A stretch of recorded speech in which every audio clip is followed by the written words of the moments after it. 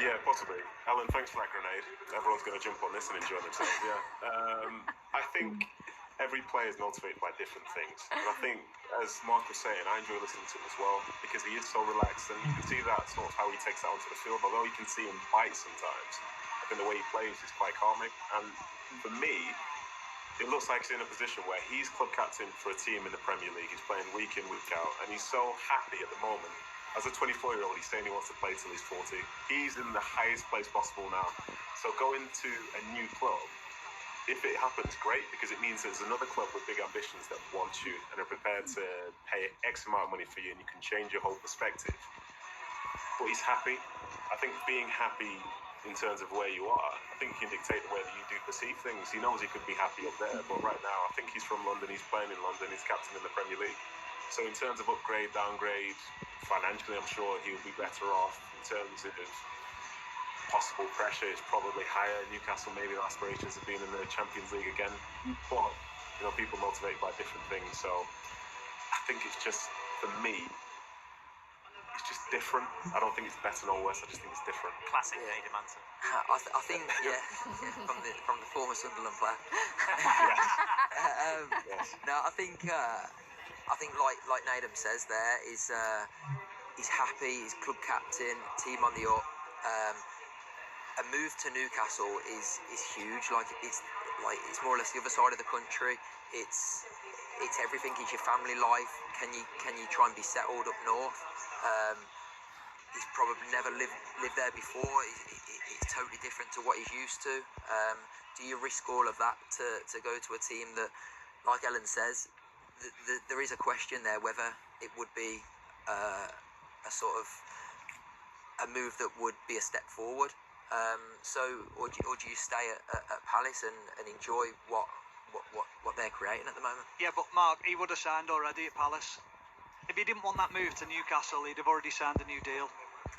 So Wow. in his head, he's already thinking to himself, I want the move, but I'm not going to push it. I'm not going to pursue it. I'm going to let it play out naturally and let it happen. Listen, you have all sat on the fence. I'll say it. It's a step up going to Newcastle.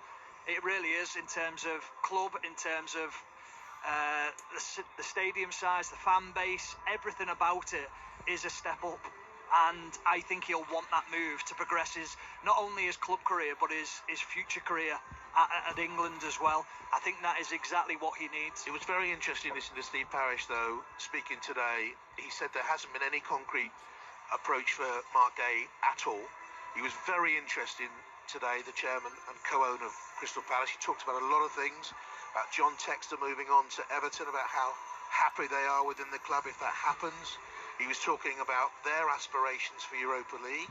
Now, will Mark Gay buy into that? It's remarkable that he had such a good European Championships when he'd only had one start from February onwards.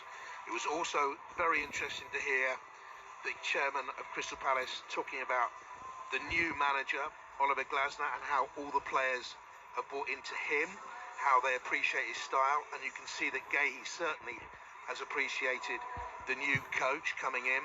Glasner front foot. Manager said the co-chair, the co-owner, the chairman, he said that he's a manager that loves the minutiae. He's very much into detail. He talks to the players. He's a good man manager. He speaks to them individually. He was talking about a goal that Elise scored last season when he cut him from the left-hand side. He said to Michael, why do you always try to bend it into the far post? Try and cut it in to the near post. Why don't you do that? Within moments of the next game, he'd done that. So the manager's role in regards to Gay's future will be a big thing. And you mentioned, Steve, there's Zaha. Again, Steve Parish was talking about him today, and he said, I'd have him back in a heartbeat, but it's not going to happen this summer. Yeah, they did want him, but it was too complicated in the end. Let's bring in a man who will know exactly what's going on behind the scenes at Crystal Palace. BBC Sports' Alex Howell is with us from Brentford. Hi, Alex. Hi, Steve. How are you doing? Very good, thank you. So just before Naden comes in on the Gay situation, I think it'd be really interesting just to know from you, what is our understanding as to how he feels about the prospect of that move?